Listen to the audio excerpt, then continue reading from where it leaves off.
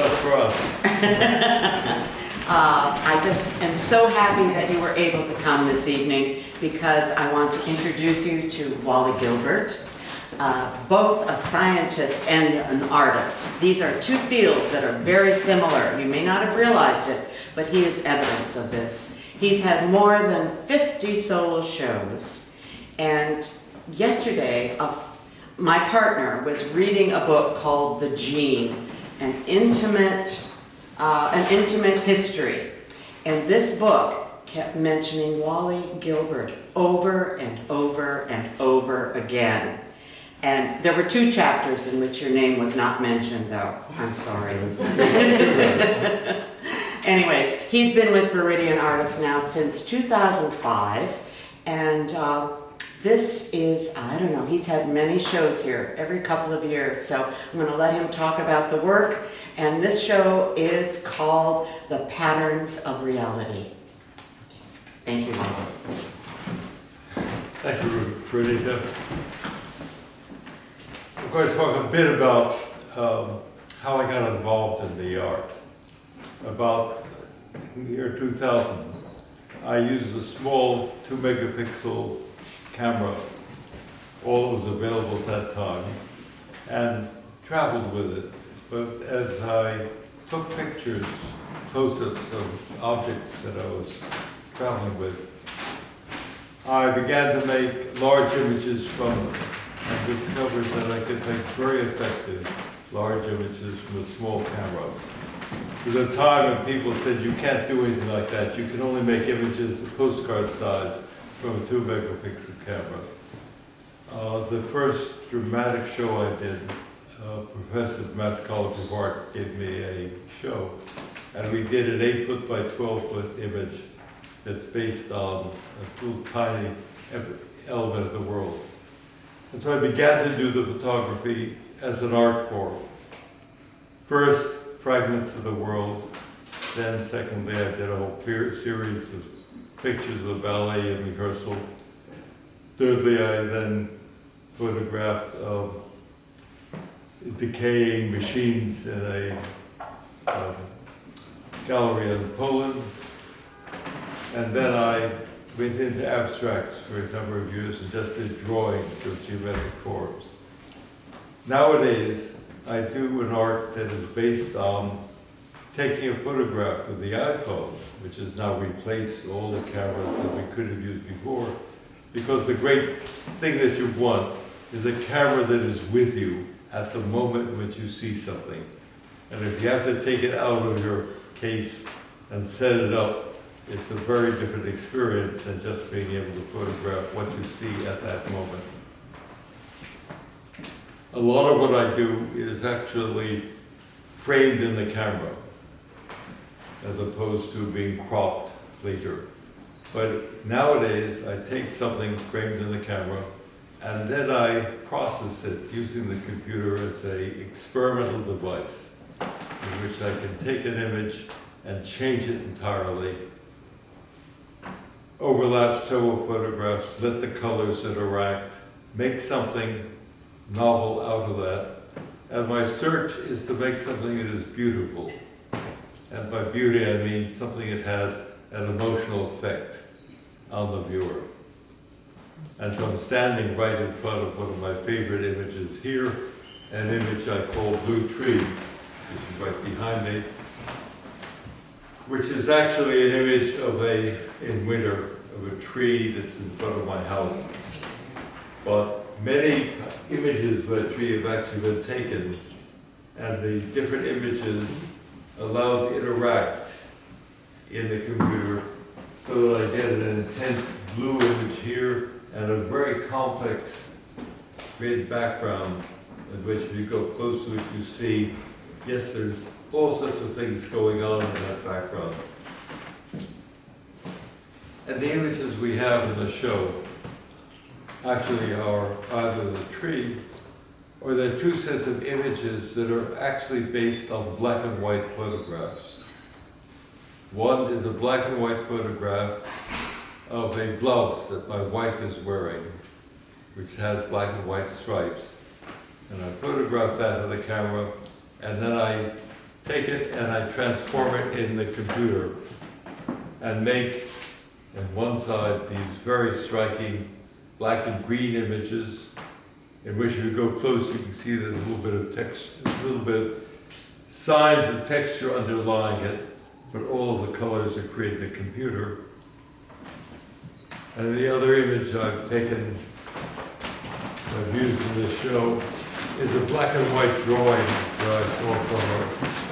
And that image over here has been used as the basis of these three images I call nets, in which there are patterns under this that you see differently as the colors are changed. And one part of those patterns is then very, very different. It shows up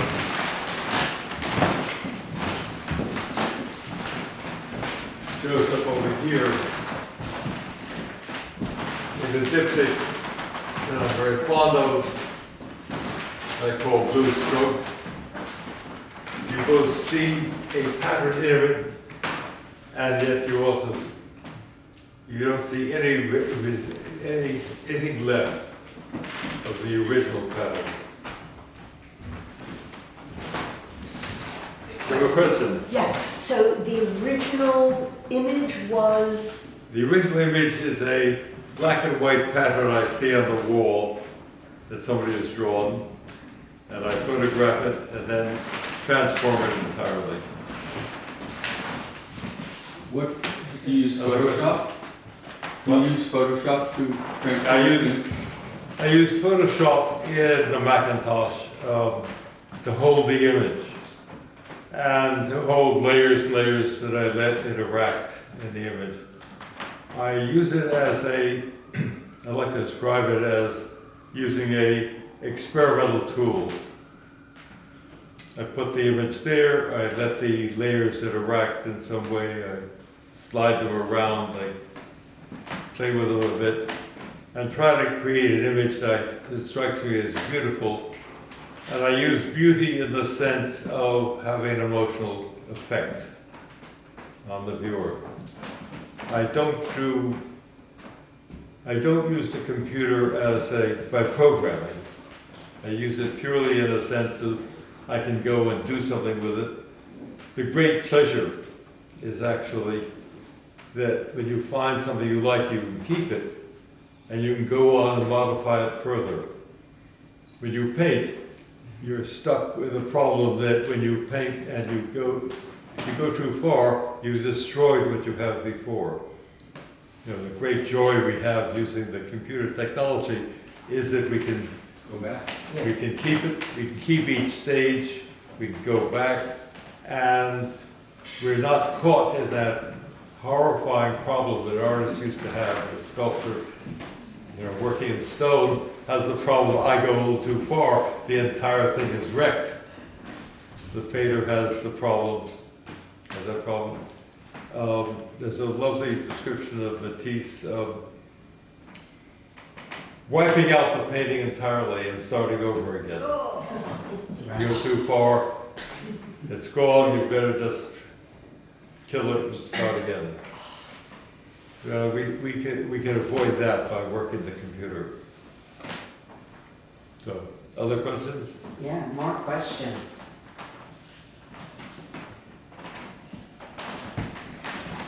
Were you ever interested in paint? I used watercolors over the years. My wife paints in acrylics. My wife's a poet, Wally Gilbert, and paints those acrylics and oils. And so I would use watercolors in the summertime, but she would have the attitude, don't go anywhere near paint. So I've never gone into oil paint, except as a child. Once upon a time, as a child, they called me. She didn't want to compete with you.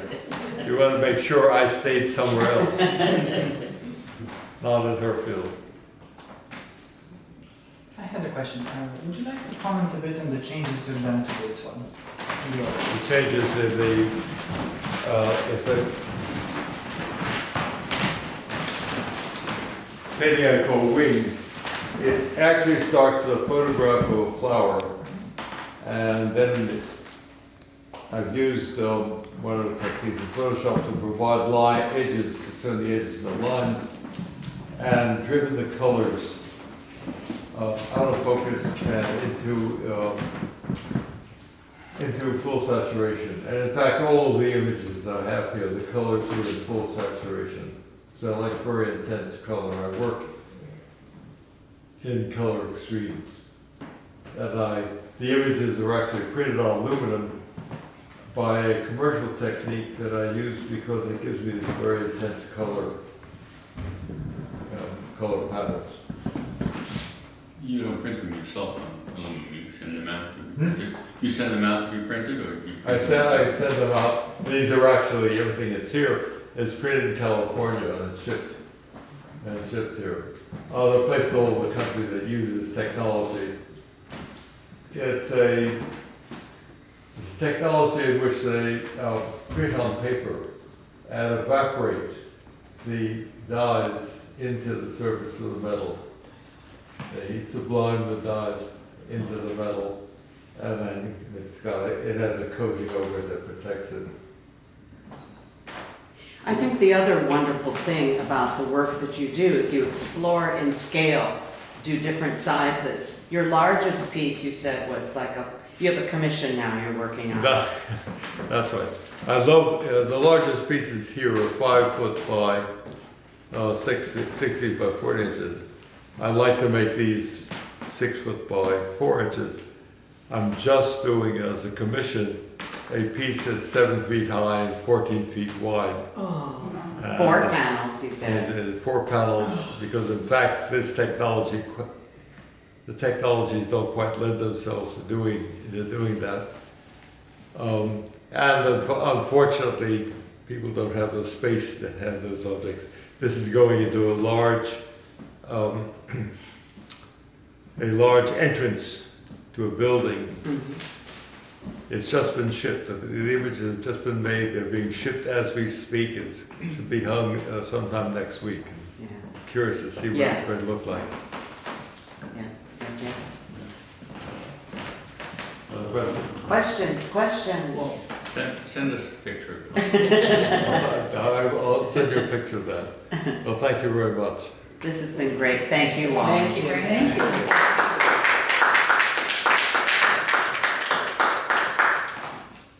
All right, well, keep drinking, everybody.